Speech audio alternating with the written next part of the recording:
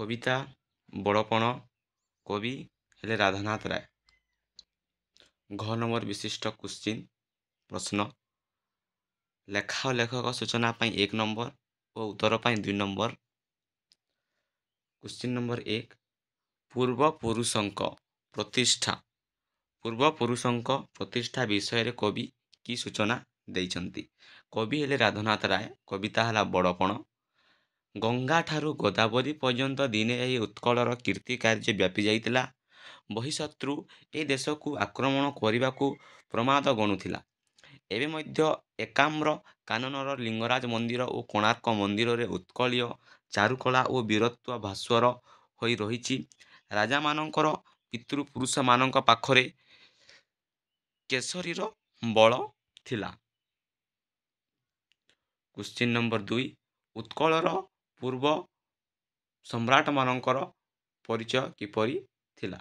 ନା, ଉତ୍କଳର ପୂର୍ବ ସମ୍ରାଟଙ୍କର ପରିଚୟ। କବି ହେଲେ ରାଧାନାଥ ରାୟ। କବିତା ବଡ଼ପଣ। ଉତ୍କଳର ପୂର୍ବ ସମ୍ରାଟମାନେ ତାଙ୍କର ପ୍ରତିଭାକୁ ବଜାୟ ରଖୁଥିଲେ। ସେମାନେ ସଦାସର୍ବଦା ବହ୍ନିଶିଖା ପରି ଊର୍ଦ୍ଧ୍ୱଗାମୀ ଥିଲେ। ବିଭିନ୍ନ ପ୍ରତିଯୋଗିତାରେ ଭାଗ ନେଇ ବିଜୟୀ ହେବା ପାଇଁ ସଜାଗ ରହୁଥିଲେ। କ୍ୱଶ୍ଚିନ୍ ନମ୍ବର 3, ରାଜା ପ୍ରଜା ଏବେ ହେଲେ ବାଜପାରା କେଉଁ ପ୍ରସଙ୍ଗରେ କୁହାଯାଇଛି? Important question. କବି ରାଧାନାଥ ରାୟ। କବିତା ବଡ଼ପଣ। ରାଜା ପ୍ରଜା ହେଲେ ଏବେ ବାଜପାରା। ଛଞ୍ଚାଣ ଯେପରି ପାରାକୁ ଆକ୍ରମଣ କରି ତାର ମୃତ୍ୟୁ ସାଧନ କରିଥାଏ, ସେହିପରି ରାଜାମାନେ ପ୍ରଜାଙ୍କୁ ପୋଷଣ କରି ସେମାନଙ୍କୁ ଦିନହୀନ କରି ଦେଇଥିଲେ। କ୍ୱଶ୍ଚିନ୍ ନମ୍ବର 4, ଧନ ଅର୍ଜନ ଓ ଏହାର ସୁବ୍ୟୟ କିପରି ହୋଇପାରିବ ବୋଲି କବି ପରାମର୍ଶ ଦେଇଛନ୍ତି? କବି ରାଧାନାଥ ରାୟ। କବିତା ବଡ଼ପଣ। କୁବେର ପରି ଧନକୁ ଜଗି ବସିଲେ କିଛି ଲାଭ ନାହିଁ। ସଫଳତାର ସହିତ ଧନକୁ ଯଥାର୍ଥ ଭାବରେ ଖର୍ଚ୍ଚ କରିବା ଉଚିତ। ଆଲେକଜାଣ୍ଡାରଙ୍କର ଶେଷ ଇଚ୍ଛା କ'ଣ ଥିଲା? କବି ରାଧାନାଥ ରାୟ। କବିତା ବଡ଼ପଣ। ବିଶ୍ୱବିଜୟୀ ଆଲେକଜାଣ୍ଡାରଙ୍କର ଶେଷ ଇଚ୍ଛା ଥିଲା ମଲାବେଳେ ପିଣ୍ଡରୁ ପ୍ରାୟ ଛାଡ଼ିଯାଏ। ପିଣ୍ଡରୁ ପ୍ରାଣ ଛାଡ଼ିଗଲା ପରେ ବନ୍ଧୁମାନେ କୋକେଇରେ ବାନ୍ଧି କରି ନେଇଥାନ୍ତି। 6 ଖଣ୍ଡ କାଠ ଉପରେ ଶୁଆଇ ଦିଆଯାଇଥାଏ। ବେନି ହାତକୁ ଦି ପଟକୁ ଝୁଲାଇ ଦିଆଯାଇଥାଏ। ଏହାର ଅର୍ଥ ଆସିଥିଲି ଶୂନ୍ୟ ହସ୍ତେ ବୋଲି କୁହାଯାଇଛି। କ୍ୱଶ୍ଚିନ୍ ନମ୍ବର 6, ଘୃଷ୍ଟି ମୁଖେ ଢାଲି ଯଜ୍ଞ କୁଣ୍ଡ ଘୃତ କେଉଁ ପ୍ରସଙ୍ଗରେ କୁହାଯାଇଛି ବୁଝାଇ ଦିଅ। ଘୃଷ୍ଟି ମୁଖେ। କବିତା ରାଧାନାଥ ରାୟ। କବିତା ବଡ଼ପଣ। ଘୃଷ୍ଟି ମୁଖେ ଢାଳି ଯଜ୍ଞ କୁଣ୍ଡ ଘୃତ ହୋଇ ଅର୍ଥ ପାପାର୍ଜିତ ଧନ ଗ୍ରହଣ କରି ଲୋକମାନଙ୍କର ପାପ ଅର୍ଜନ କରି ଚାଲିଛନ୍ତି। ଘୁଷୁରୀ ମୁଖରେ ଘିଅ ଢାଳିବା ପରି ଯାହା ପାପ ଅର୍ଜିତ ଧନ ଗ୍ରହଣ କରି ପାପ ଅର୍ଜନ କରିବା, ତାହା ଉକ୍ତ ପଂକ୍ତିକୁ ପାପ ଅର୍ଜନ ପ୍ରସଙ୍ଗରେ କୁହାଯାଇଛି। ରାଜା ଓ ଜମିଦାରଙ୍କର ଅର୍ଥ କିପରି ଅପବ୍ୟୟିତ ହୋଇଥିଲା ବୋଲି କବି ଉଲ୍ଲେଖ କରିଛନ୍ତି? କବି ହେଲେ ରାଧାନାଥ ରାୟ। କବିତା ବଡ଼ପଣ। ରାଜା ଜମିଦାରମାନେ ଗଣିକା, ଓକିଲ ଓ ସାଧୁଅକୁ ପୋଷି ଅର୍ଜିତ ଅର୍ଥକୁ ଅପବ୍ୟୟ କରିଥାନ୍ତି।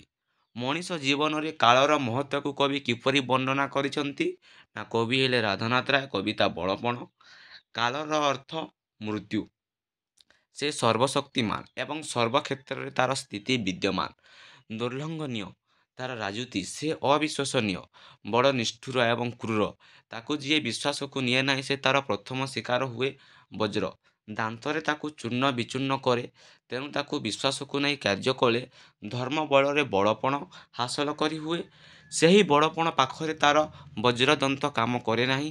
ତା ପାଖରେ କାଳ ପରାସ୍ତ ହୋଇଥାଏ। ସେହିଭଳି ବ୍ୟକ୍ତି ମରି ମଧ୍ୟ ଅମର ହୋଇଥାଏ। କେଉଁ ଦୁଃଖରୁ ନିସ୍ତାର ଲାଭ କରିବା ପାଇଁ ହୁସିଆର ହୋଇ ରହିବାକୁ କବି ପରାମର୍ଶ ଦେଇଛନ୍ତି? କବି ହେଉଛନ୍ତି ରାଧାନାଥ ରାୟ। କବିତା ବଡ଼ପଣ। ମନୁଷ୍ୟର ମାୟା ଯେତେ ବଢ଼ି ବଢ଼ି ଯିବ, ଯମ ତାକୁ ସେହିପରି ଚାଲିଯିବ। ସେହି ଯମ ଯନ୍ତ୍ରଣାରୁ ରକ୍ଷା ପାଇବା ପରି ଧର୍ମ ଅର୍ଜନ କରି ଯମ ଯନ୍ତ୍ରଣା ପାଇ ଆଗରୁ ହୁସିଆର ହେବାକୁ ହେବ ବୋଲି କବି ପରାମର୍ଶ ଦେଇଛନ୍ତି। ଜନ୍ମ ଅନୁରୂପରେ ପାଇଥିବା ବଡ଼ପଣ ସଫଳ ହେବ କିପରି? ନା, ଜନ୍ମ ଅନୁରୂପରେ ପାଇଥିବା ବଡ଼ପଣ ସଫଳ ହେବ କିପରି? କବି ରାଧାନାଥ ରାୟ। କବିତା ବଡ଼ପଣ। ମନୁଷ୍ୟ କେବଳ ଥାଉ ଥାଉ ଧର୍ମ ଅର୍ଜନ କରି ଜନ୍ମ ଅନୁରୂପ କର୍ମଫଳ ଦେଖାଇବା ଉଚିତ। ଏହି ସମୟରେ ଜନ୍ମଗ୍ରହଣ କରି ଧର୍ମ ଅର୍ଜନ ଦ୍ୱାରା ବଡ଼ପଣକୁ ସୁଫଳ କରିହେବ ବୋଲି କବି କହିଛନ୍ତି। ଉଚ୍ଚତର ଗତି କିପରି ଲାଭ କରାଯାଇପାରେ ବୋଲି କବି କହିଛନ୍ତି? ନା କବି ରାଧାନାଥ ରାୟ କବିତା ବଡ଼ପଣ ମନୁଷ୍ୟ ଧର୍ମ ଅର୍ଜନ କରି ତଥା ଆଧ୍ୟାତ୍ମିକ ଭାବରେ ବଶବର୍ତ୍ତୀ ହୋଇପାରିଲେ ଉଚ୍ଚ ହୋଇ ଉଚ୍ଚତର ଗତି ଲାଭ କରିପାରିବା। ବଡ଼ପଣ ବଡ଼ପଣ ନିନ୍ଦା କରିବାର ଯଥାର୍ଥ ବିଚାର କର। Important question 12 number. କବି ହେଲେ ରାଧାନାଥ ରାୟ କବିତା ବଡ଼ପଣ। ବଡ଼ପଣ ହେଉଛି